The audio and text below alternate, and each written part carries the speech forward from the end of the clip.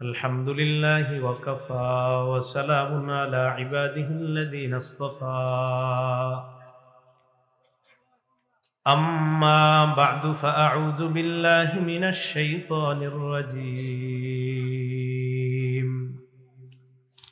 بسم الله الرحمن الرحيم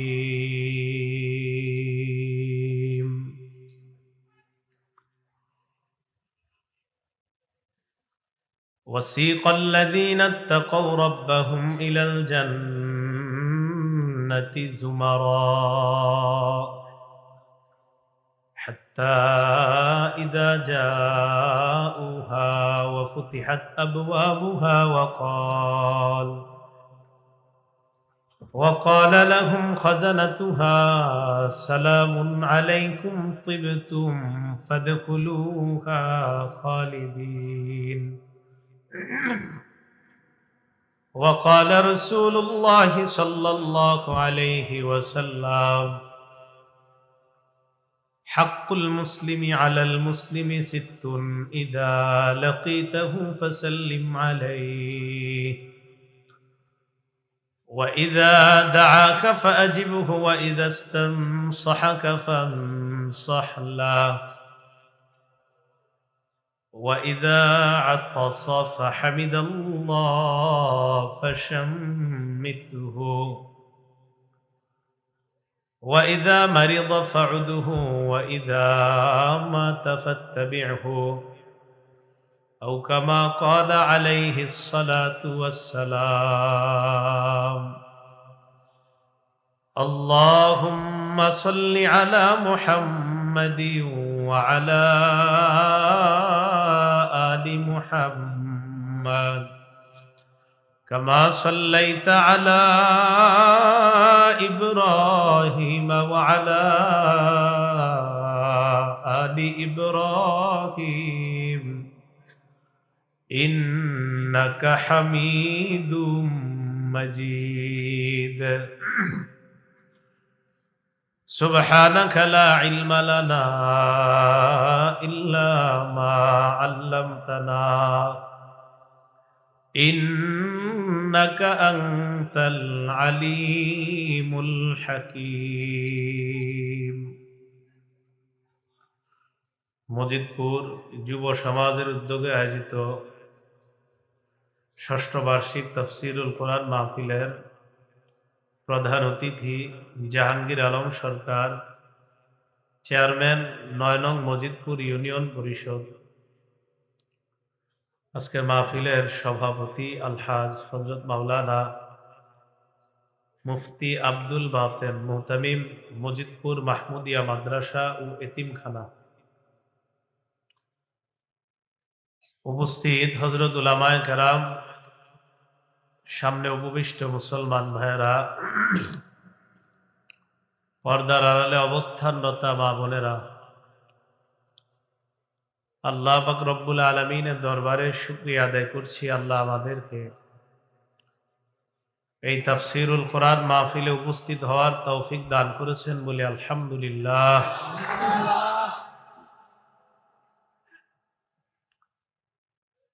আমি আপনাদের সামনে সূরাতুজ জুমারের ৭৩ নম্বর আয়াতে কারিমা তেলাওয়াত করলাম। মুসলিম শরীফের একটা হাদিস পেশ করলাম। আয়াতে আল্লাহ পাক রব্বুল আলামিন বলেন, ওয়াসিকাল্লাযীনা ইত্তাকাউ রাব্বাহুম ইলাল জান্নাতি যুমারা,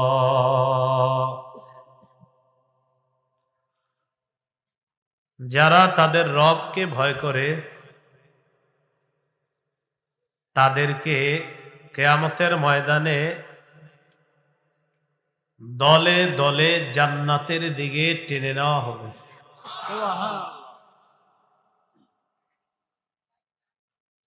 রবকে ভয় করে, এখানে আল্লাহ পাক রব্বুল আলামিন বলেছেন ইত্তাকাউ, তাকওয়া অবলম্বন করা মানে হলো আল্লাহকে ভয় করা, সমস্ত নিষিদ্ধ কাজ থেকে বেঁচে থেকে একমাত্র আল্লাহর ভয়ে ইবাদত বন্দেগী করা। আলী রাদিয়াল্লাহু তাআলা আনহু বলেন, চার জিনিসের নাম তাকওয়া। কয় জিনিসের নাম তাকওয়া? চার জিনিস। এক নাম্বার আল খাউফু মিনাল জলিল, আল্লাহকে ভয় করা। দুই নাম্বার ওয়াল আমালু বিত তানজিল, কোরআন অনুযায়ী আমল করা। তিন নাম্বার ওয়াল কানাআতু বিল কলিল, অল্পে তুষ্ট হওয়া। চার নাম্বার ওয়াল ইস্তিআদাদু লিয়াউমির রহিল, আখিরাতের প্রস্তুতি নেওয়া।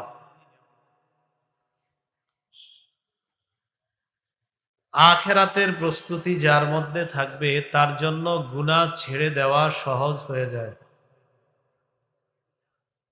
আবু দাউদ শরীফের 4442 নম্বর হাদিসের বর্ণনা, রাসূলুল্লাহ সাল্লাল্লাহু আলাইহি ওয়াসাল্লামের সাহাবী বুরাইদা রাদিয়াল্লাহু তাআলা আন তার আব্বা থেকে একটা হাদিস বর্ণনা করেন। বুরাইদা রাদিয়াল্লাহু তাআলা আনহুর বাবা নবীজির থেকে নবীজির সাথে ঘটে যাওয়া একটা ঘটনা আমাদেরকে শোনান। أن معاذ بن مالك الأسلمي رضي الله تعالى عنه أتى رسول الله صلى الله عليه وسلم। মাইজ ইবনে মালিক আল আসলামী রাদিয়াল্লাহু তাআলা আন আল্লাহ রাসূল সাল্লাল্লাহু আলাইহি ওয়াসাল্লামের কাছে আগমন করলেন। মাইজ ইবনে মালিক বলে, ইয়া রাসূলুল্লাহ, ইন্নী যালামতু নাফসি, অথবা লাকাদ যালামতু নাফসি জানাইতু। ইয়া রাসূলুল্লাহ, আমি নিজের উপর জুলুম করেছি, আমি ব্যভিচার করেছি, আমি জিনা করেছি, নাউযুবিল্লাহ। ওয়া ইন্নী উরিদু আন তুতাহহিরানি, আমি চাই আপনি আমাকে পবিত্র বানায়া দেন। আমি ব্যভিচার করেছি, ব্যভিচারের মাধ্যমে আমি অপবিত্র হয়ে গিয়েছি, আমি এই অপবিত্রতা থেকে পবিত্র হতে চাই।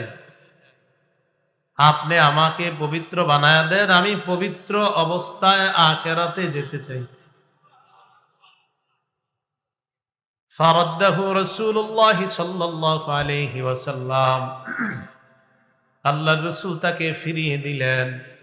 না, তুমি এই কাজ করো না, যাও।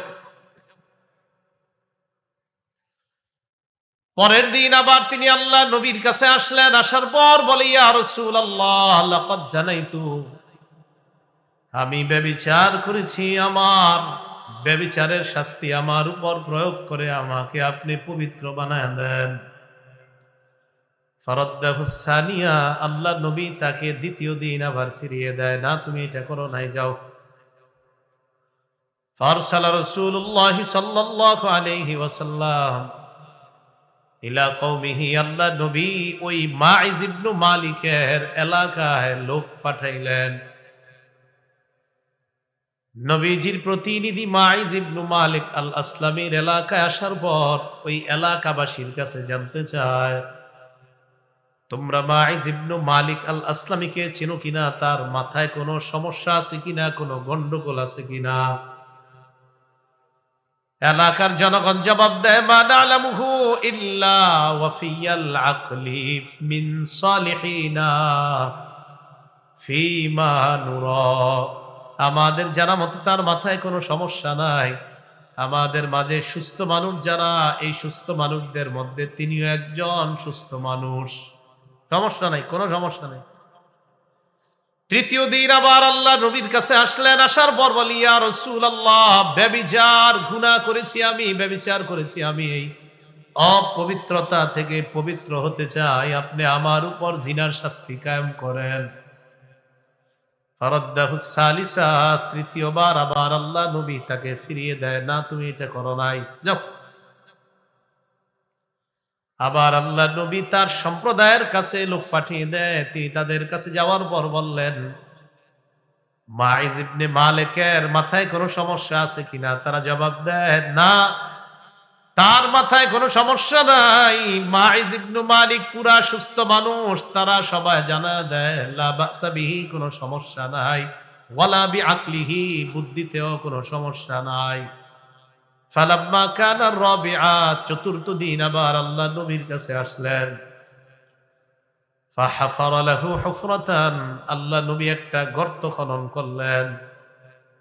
ফামারা বিহি ফারুজিমা, গর্তের মধ্যে তাকে নিক্ষেপ করা হয়। নবীজি আদেশ করলেন তাকে যেন পাথর মেরে হত্যা করা হয়। মাইজ ইবনে মালিক গর্তের মধ্যে ওই মাইজকে পাথর মেরে জিনার শাস্তি প্রয়োগ করা হয়। অপবিত্রতা থেকে পবিত্র করার ব্যবস্থা হয়ে যায়। এই হাদিসে আসছে। ফাজাআতিল গামিদিয়া, গামিদিয়া গোত্রের এক নারী আল্লাহ নবীর কাছে আসছে। আসার পর বলে, ইয়া রাসূলুল্লাহ, আমি ব্যভিচার করেছি। আগে আসছে পুরুষ, এবার একজন নারী এসে কয়, ইন্নী জানাইতু ফাতাহহিরনি ইয়া রাসূলুল্লাহ, আমি ব্যভিচার করেছি, আপনি আমাকে পবিত্র করেন। ইন্নাহু রাদ্দাহা, আল্লাহ নবী তাকে ফিরিয়ে দিলেন। ফালাম্মা কানা মিনাল গাদি, পরের দিন আবার ওই নারী আল্লাহ রাসূলের কাছে আসলেন। আসার পর নারী আল্লাহ নবীকে বলে, ইয়া রাসূলুল্লাহ, লিমা তারুদ্দুনি, কেন আপনি আমাকে বারবার ফিরিয়ে দেন? লাআল্লাকা আন তারুদ্দানি কামা রাদাত্তা মাইজা, মনে হয় মাইজকে আপনি যেইভাবে বারবার ফিরিয়ে দিচ্ছেন, এই কারণে আপনি আমাকেও বারবার ফিরিয়ে দেন। হুজুর, আমারে আপনি এতবার ফিরিয়ে দেন কেন? আপনি কি মাইজ ইবনে মালিককে যেমনি ফিরিয়ে দিচ্ছেন আমাকে ওরকম ফিরিয়ে দিচ্ছেন? এবার আল্লাহ রাসূল সাল্লাল্লাহু আলাইহি ওয়াসাল্লামকে ওই নারীটা বলে, ওয়াল্লাহি ইন্নী লাহুবলা, ইয়া রাসূলুল্লাহ, আল্লাহর কসম, ব্যভিচার করার কারণে আমি গর্ভবতী। হুজুর, আর কি প্রমাণ চান? আমি গর্ভবতী হয়ে গিয়েছি ব্যভিচার করার কারণে, এটাই তো সবচেয়ে বড় প্রমাণ। হুজুর, আর কি প্রমাণ চান বলেন? নবীজি বললেন, তাই নাকি? কয়, হ্যাঁ। নারীর এই অপরাধটা আপনারা খেয়াল না করে এটা খেয়াল করেন, তার আখেরাতের কত ফিকির, যে তিনি আখেরাতে পবিত্র অবস্থায় যাওয়ার জন্য নবীজির কাছে স্বীকার করে ফেলতেছে যে ব্যভিচারের কারণে আমার পেটে এখন সন্তান। হুজুর, এটাই সবচেয়ে বড় দলিল, আমি যে অপরাধ করছি আমাকে আপনি শাস্তি দিয়ে এই অপরাধ থেকে আপনি আমাকে পবিত্র করার ব্যবস্থা করেন। তো নবীজি বললেন, ফাইম্মা লা হাত্তা তালি দি, ঠিক আছে, বুঝতে পারছি, এখন শাস্তি প্রয়োগ করা যাবে না, তুমি যাও, সন্তান হবে তারপর আইসো। পেটে তো সন্তান, সন্তান হবে তারপর আইসো। তিনি চলে গেলেন। ফাওয়ালাদাতহু, সন্তান জন্ম দিলেন। ফাতাতহু বিসসাবিগি ফি খিরকাতিন, নবীজির কাছে সন্তানটাকে কোলের মধ্যে নিয়ে আসছে, একটা কাপড়ের মধ্যে করে ওই সন্তানকে আল্লাহ নবীর সামনে নিয়ে আসছে। নবীজির কাছে আনার পর আল্লাহ নবীকে বললেন, ইয়া রাসূলুল্লাহ, হাযা ক্বাদ ওয়ালাদতুহু, এই যে সেই সন্তান, এই সন্তানকে আমি জন্ম দিয়েছি। ব্যভিচার করার কারণে যেই সন্তান আমার পেটে এসেছে, সেই সন্তান, এই সন্তান আপনার কাছে নিয়ে আসলাম, আর কি সাক্ষী চান? নবীজি বললেন, এখন না, যাও, আরদিহি হাত্তা তাফতিমিহি, দুধ পান করাও, দুধ ছাড়ানোর আগ পর্যন্ত শাস্তি হবে না, যাও। শিশুকে নিয়ে গেছে, দুধ পান করাইছে। মহিলা চিন্তা করতেছে, এবার গেলে যে নবী আবার কি কয়। এবার আল্লাহ নবীর সামনে বাচ্চাটাকে নিয়ে আসছে, এমন অবস্থায় ফিয়াদিহি কিসরাতু খুবজিন, রুটির একটা টুকরা হাতের মধ্যে ধরায়া দিছে। নবীজির সামনে আসলেন। আসার পর বললেন, ইয়া রাসূলুল্লাহ, এই যে দেখেন আমার সন্তান কদ আকালাল খুবজা, রুটি খাইতে পারে, এখন দুধ না খাইলেও চলবে, হুজুর আমার শাস্তিটা আপনি দিয়ে দেন। নবীজি আদেশ করলেন। আদেশ করার পর হুফিরা লাহা ইলা সাদরিহা, তার বুক পর্যন্ত তার জন্য গর্ত খনন করা হয়।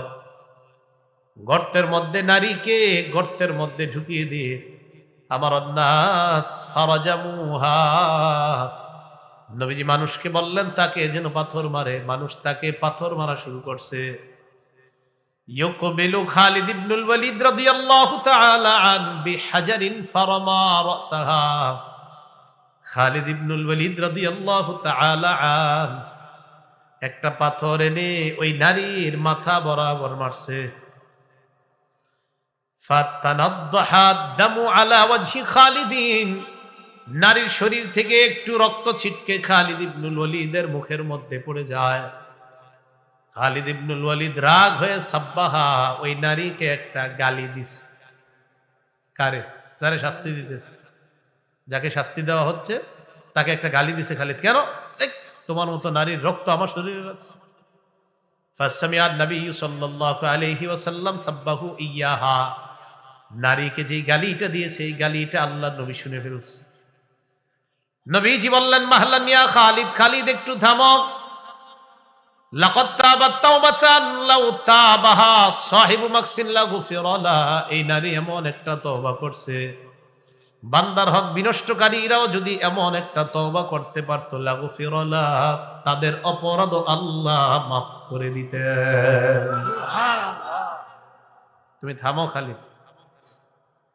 তাহলে ওই নারী আর মায়েজ ইবনে মালিক, তাদের দুইজনের আখিরাতের এত বেশি ফিকির ছিল, যার কারণে নবীজির কাছে এসে বলতেছে আমাদেরকে পবিত্র করেন, আমরা ব্যভিচার করেছি, আমাদেরকে আপনি শাস্তি দিয়ে পবিত্র করার ব্যবস্থা করেন। এটা হলো আখিরাতের ফিকির। আল্লাহ আমাদের সকলকে আখিরাত মুখী হওয়ার তৌফিক দান করেন, আমিন। তো এটাই আল্লাহ বলছেন ওয়াসিকাল্লাযীনা তাকাউ রাব্বাহুম ইলাল জান্নাতি যুমারা, যারা তাদের রবকে ভয় করেছে, তাকওয়া অবলম্বন করেছে, তাদেরকে টানতে টানতে দলে দলে কিয়ামতের ময়দানে তাদেরকে জান্নাতের দিকে নেওয়া হবে। হজের ভাষণে আল্লাহ রাসূল দাঁড়াইলেন, দাঁড়িয়ে সাহাবাদের উদ্দেশ্যে একটা ভাষণ দিলেন। عن جابر بن عبد الله رضي الله تعالى عنه قال قال رسول الله صلى الله عليه وسلم, জাবির ইবনে আব্দুল্লাহ রাদিয়াল্লাহু তাআলা আনহুর বর্ণনা, আল্লাহর নবী বলেন, ইয়া আইয়ুহান নাস ইন্না রাব্বাকুম ওয়াহিদ, হে মানুষ তোমাদের রব একজন, ওয়া ইন্না আবাকুম ওয়াহিদুন, তোমাদের বাবা একজন, আলা লা ফাদ্দালি আরাবিয়্যিন আলা আজমিয়্যিন ওয়ালা লি আজমিয়্যিন আলা আরাবিয়্যিন ওয়ালা লি আহমার আলা আসওয়াদা ওয়ালা লি আসওয়াদা আলা আহমার ইল্লা বিত্তাকওয়া। নবীজি বলেন শোনো, আরবের উপর অনারবের, অনারবের উপর আরবের, সাদার উপর কালো, কালো মানুষের উপর সাদা বা লাল মানুষের কোনো শ্রেষ্ঠত্ব নাই, তবে তাকওয়ার মাধ্যমে একটা মানুষ আল্লাহর কাছে মর্যাদাবান হয়ে যায়। আল্লাহ বলেন ইন্না আকরামাকুম ইনদাল্লাহি আতকাকুম, তোমাদের মধ্যে আল্লাহর কাছে সবচেয়ে সম্মানিত এই ব্যক্তিটা, যে ব্যক্তিটা আল্লাহকে সবচাইতে বেশি ভয় পায়। আরবের কোন মানুষ, সেটা অনারবের হোক, আরবের হোক, সেটা কালো মানুষ হোক, সাদা মানুষ হোক, লাল মানুষ হোক, এতে আল্লাহর কাছে কোনো মর্যাদা হয় না। তিনি কি আরবের না অনারবের, তিনি কি কালো নাকি তিনি সাদা, না। নবী বলেন যার তাকওয়া হবে, সে কালো হোক আর সাদা হোক, সে আরবের হোক আর অনারবের হোক, সে টাকাওয়ালা হোক টাকা ছাড়া হোক, তাকওয়া আছে তো আল্লাহর কাছে সবচেয়ে সম্মানিত হোক। এটা আল্লাহ বললেন ওয়াসিকাল্লাযীনা তাকাউ রাব্বাহুম, যারা তাদের রবকে ভয় করে তাদেরকে আল্লাহ ফেরেশতারা টানতে টানতে জান্নাতের দিকে নিয়ে যাবে। তো জান্নাতের সামনে নিয়ে যাবে কাদেরকে? যারা তাকওয়া অবলম্বন করে। তাকওয়া থাকে কই বলেন? কলবে। তাকওয়া কই থাকে বলেন? কলবে। কলবে। আল্লাহ মুসলিম শরীফের 2564 নাম্বার হাদিসের বর্ণনা, 2564, মোট হাদিস সংখ্যা হবে 3033টা।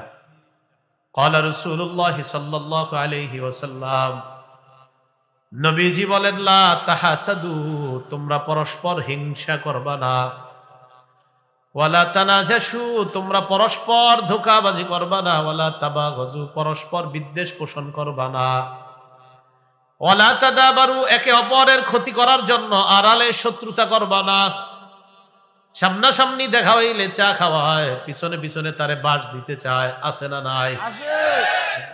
সামনে চা খাওয়ায়, পিছনে পিছনে তার ক্ষতি করতে চায়। বাস দিতে এই শব্দটা ঠিক হয় না আমার বলা, এই শব্দটা আমি উঠাই নিচ্ছি। বাস দেওয়া শব্দ এগুলা এগুলা ভালো শব্দ না। সামনাসামনি তাকে চা খাওয়ায়, আড়ালে তার ক্ষতি করতে চায়, এমন মানুষ আছে কিনা? ভাই মাহফিলে এই শব্দ আমি বলা উচিত হয়নি, এটা ফিরিয়ে নিচ্ছি। বাস ইত্যাদি শব্দ এগুলা মাহফিলের না। হ্যাঁ, আস্তাগফিরুল্লাহ। সামনাসামনি খুব খাতির যত্ন করে, আড়ালে শত্রুতা করে, ক্ষতি করতে চায়, এই জাতীয় মানুষ কি আছে কিনা? রাসূল সাল্লাল্লাহু আলাইহি সাল্লাম বলেন, ওয়ালা তাদাবারু, তোমরা একে অপরের ক্ষতি করার জন্য আড়ালে শত্রুতা করবা না। ওয়ালা ইয়াবি' বা'দুকুম আলা বাই'i বা'দিন, একজনের কেনা বেচা চলা অবস্থায় আরেকজন কেনা বেচা করবা না। আমি ওনার সাথে কেনা বেচা করতেছি, সোয়েটারটা কত? উনি বললেন 500 টাকা, আমি বললাম 450 দিবেন কিনা। মাঝখান দিয়ে আপনি আইসা বললেন সোয়েটারটা আমার পছন্দ হয়েছে, আমি দিব 600। এটা কেমন কথা? আমাকে দুইজনের না কথা চলতেছে, এই মাঝখান দিয়ে আপনি এসে বলাটা এটা নবী নিষেধ করছেন। আমাদের তো চুক্তি চলতেছে, উনি 500 বলছে, আমি 450, মানে 500-র নিচে আলোচনা, মাঝে আপনি এসে বললেন 600, তো ওনার তো মনই পাল্টায় যাবে, কি 600 দিবে, আমারে বলবে ভাই একটু বাজারে ঘুরে আসেন, মানে মাঝখানে আপনি দিয়েছেন। নবীজি সাল্লাল্লাহু আলাইহি সাল্লাম এটা নিষেধ করছেন। এরপর নবী বলেন, ওয়াকুনু ইবাদাল্লাহি ইখওয়ানা, আল্লাহর বান্দারা তোমরা সবাই ভাই ভাই হয়ে যাও। আমাদেরকে কি হইতে বলছে? তাহলে ভাই ভাই হয়ে গেলে পরস্পর হিংসা করা যাবে না, বিদ্বেষ পোষণ করা যাবে না, শত্রুতা করা যাবে না, একে অপরের ক্ষতি করার জন্য আড়ালে শত্রুতা করা যাবে না। নবীজি পরে বলেন, লা ইয়াজলিমুহু, ভাই ভাইকে অত্যাচার করতে পারে না, ওয়ালা ইয়াখযুলুহু, ভাই ভাইকে অপদস্থ করতে পারে না, ওয়ালা ইয়াহকিরুহু, ভাই ভাইকে তুচ্ছ-তাচ্ছিল্য করতে পারে না। নবীজি বললেন, তোমরা সবাই ভাই ভাই হয়ে যাও, ভাই ভাইকে জুলুম করবে না, ভাই ভাইকে অত্যাচার করবে না, ভাই ভাইকে অপদস্থ করবে না, ভাই ভাইকে তুচ্ছ-তাচ্ছিল্য করবে না। আল্লাহ নবী বলেন, বিহাসবি ইমরিইম মিনাশ শাররি আইয়াহতিরা আখাহুল মুসলিম, একটা মানুষ খারাপ হওয়ার জন্য এতটুকুই যথেষ্ট, অন্য কোন মুসলমান ভাইকে অন্যের সামনে তুচ্ছ-তাচ্ছিল্য করা। আমি ওনাকে কারো সামনে অপমান করলাম, আমি খারাপ হওয়ার জন্য এতটুকুই যথেষ্ট। নবীজি বলতেছেন, তুমি খারাপ হওয়ার জন্য এতটুকু যথেষ্ট, তুমি তোমার একটা মুসলমান ভাইকে অন্যের সামনে তুমি তুচ্ছ করলা, তাচ্ছিল্য করলা, তুমি খারাপ হওয়ার জন্য এতটুকু যথেষ্ট। আমি নবী না তোমাদেরকে ভাই বানায়া গেলাম, তুমি কিভাবে আরেক ভাইকে তুচ্ছ তাচ্ছিল্য করলা? তো নবীজি বলতেছেন, এক ভাই আরেক ভাইকে তুচ্ছ তাচ্ছিল্য কিভাবে করো? এই কথা বলার পর নবী বলেন, আত্তাকওয়া হাহুনা, আত্তাকওয়া হাহুনা, আত্তাকওয়া হাহুনা। ইউশিরু ইলা সাদরিহি সালাসা মাররাত, তিনবার এই দিকে আল্লাহ নবী ইঙ্গিত করে বলেন, এখানে তাকওয়া, এখানে তাকওয়া, এখানে তাকওয়া। নবী বুঝাইতে চায়, তোমার কলবে যখন আল্লাহর ভয় থাকবে তুমি হিংসা করবা না, তোমার কলবে যখন আল্লাহর ভয় থাকবে পরস্পর শত্রুতা করবা না, কলবের মধ্যে যখন আল্লাহর ভয় থাকবে ভাই ভাইকে জুলুম করবা না, অপদস্থ অপমান করবা না। এরপর নবী বলেন, কুল্লুল মুসলিমি আলাল মুসলিমি হারাম দামুহু ওয়া মালুহু ওয়া ইরজুহু, এক মুসলমানের জন্য আরেক মুসলমানের রক্ত, এক মুসলমানের জন্য আরেক মুসলমানের সম্পদ, এক মুসলমানের জন্য আরেক মুসলমানের ইজ্জত আমি নবী হারাম ঘোষণা করলাম। তুমি কারো সম্পদ লুণ্ঠন করবা না, কারণ সে তোমার ভাই। তুমি অপর মুসলমানের রক্তপাত করবা না, কারণ সে তোমার ভাই। তুমি অপর মুসলমানের সম্পদ লুণ্ঠন করবা না, আমি নবী না তোমাদেরকে ভাই বানায়া দিয়ে গেলাম। তুমি অপর মুসলমানের ইজ্জত কারো সামনে নষ্ট করবা না, আমি নবী না তোমাদেরকে ভাই বানায়া দিছি, তুমি কিভাবে তার ইজ্জত নষ্ট করবা? তো এই জন্য নবী বলেন, এখানে তাকওয়া, এখানে তাকওয়া, এখানে তাকওয়া। যখন তাকওয়া থাকবে তখন আরেক মুসলমানের সাথে মুসলমানের এই অধিকারগুলা সংরক্ষণ করা সহজ হয়ে যাবে। বুখারীর ৬৭ নাম্বার হাদিসের বর্ণনা, হজের সময় রাসূল সাল্লাল্লাহু আলাইহি সাল্লাম ক্বাদা আলা বাঈরিহি, ওটের পিঠের উপরে নবীজি সাল্লাল্লাহু আলাইহি সাল্লাম বসলেন, ওটের পিঠে। আমসাকা ইনসানুন বিখিতামিহি আও বিজিমামি, একজন সাহাবী আল্লাহ রাসূলের উটের লাগাম ধরে আছে। লাগাম বুঝছেন তো? হ্যাঁ, রশি। কি সুন্দর কথা কইছেন, রশি, রশিটা ধরে রাখছে। আমরা গরু রাখি, ছাগল রাখি না, এরকম এরকম ধরে রাখছি। নবীজি ওটের উপর বসা, আল্লাহ নবীর ওটের লাগাম ধরে রাখছে, রশি ধরে রাখছে একজন। সাহাবাদেরকে আল্লাহ নবী বললেন, আইয়ু ইয়াউমিন হাযা, সাহাবারা বলো আজকে কোন দিন? জিলহজ মাসের 10 তারিখে বলেন তো আমরা কি বার, কোন দিন জানি? কুরবানির দিন। সাহাবাদেরকে আল্লাহ নবী বললেন, ও সাহাবারা বলো আজকে কোন দিন? সাহাবারা সবাই চুপ হয়ে রইলেন। সাহাবারা বলেন, সাকাতনা হাত্তা জানান্না আন্নাহু সায়ুসাম্মিহি সিওয়া ইসমি, আমরা মনে করলাম নবীও জানে আজকে জিলহজ মাসের 10 তারিখ, আজকে ইয়াউমুন নাহার, আমরাও জানি আজকে ইয়াউমুন নাহার। আল্লাহ নবী মনে হয় আজকের দিনের নামটা পরিবর্তন করে অন্য কোন নাম রাখবে, তাই আমরা চুপ রইলাম। আমরা চুপচাপ। প্রশ্ন করার পর নবী এবার নিজের থেকেই বললেন, আলাইসা ইয়াউমান নাহরি, আজকে কি ইয়াউমুন নাহার না, কুরবানির দিন না? সাহাবারা কয়, হুজুর জি আজকে কুরবানির দিন। এরপর প্রশ্ন করলেন, আইয়ু শাহরিন হাদা, এটা কোন মাস বলেন তো? কুরবানি হয় কোন মাসে? কোন মাসে? সাহাবারা বলেন, সাকাতনা হাত্তা জানান্না আন্নাহু সায়ুসাম্মিহি বিগাইরি ইসমি, আমরা চুপ রইলাম। আমরা মনে করলাম নবী মনে হয় এই মাসের নাম পরিবর্তন করে রাখবেন, কারণ নবীও জানে এটা জিলহজ মাস, আমরাও জানি এটা জিলহজ মাস। সবার চুপ রইছে। এবার আল্লাহ নবী বললেন, আলাইসা বিজিল হিজ্জা, এটা কি জিলহজ মাস না? সাহাবারা বললেন, জি হুজুর এটা জিলহজ মাস। আল্লাহ নবী বললেন, সাহাবারা শুনো, ইন্না দিমাআকুম ওয়া আমওয়ালাকুম ওয়া আ'রাদাকুম হারামুন বাইনাকুম কাহুরমাতি ইয়াউমিকুম হাযা ফি শাহরিকুম হাযা ফি বালাদিকুম হাযা।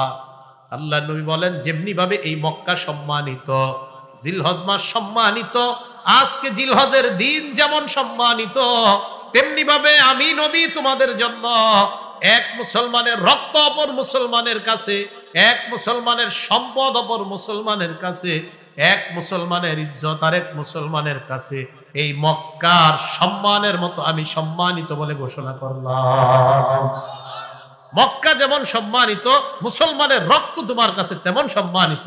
মক্কা যেমন সম্মানিত, মুসলমানের সম্পদ তেমন সম্মানিত। মক্কা জিলহজ মাস আর জিলহজের 10 দিন যেমন সম্মানিত, এক মুসলমানের ইজ্জত তুমি মুসলমানের কাছে আমি নবী এমন সম্মানিত ঘোষণা করে গেলাম। তো নবী বলেন, এটা তখন সম্ভব হবে এখানে যখন তাকওয়া থাকবে। কি থাকবে? আল্লাহর ভয় যখন থাকবে, তখন রাতের আড়ালে, রাতের অন্ধকারে এক মুসলমান আরেক মুসলমান ভাইয়ের প্রজেক্টে বিষাক্ত কিছু ছেড়ে দিবে না তার মাছগুলা নষ্ট করার জন্য, যখন তার মাঝে আল্লাহর ভয় থাকবে। ভাই কথাগুলা বুঝে আসছে? তাহলে প্রথম অংশ বুঝলাম আমরা, ওয়াসিকাল্লাযীনা তাকাউ রাব্বাহুম, যারা তাদের রবকে ভয় করে তাদেরকে টেনে টেনে জান্নাতের দিকে নেওয়া হবে কিয়ামতের মাঠে।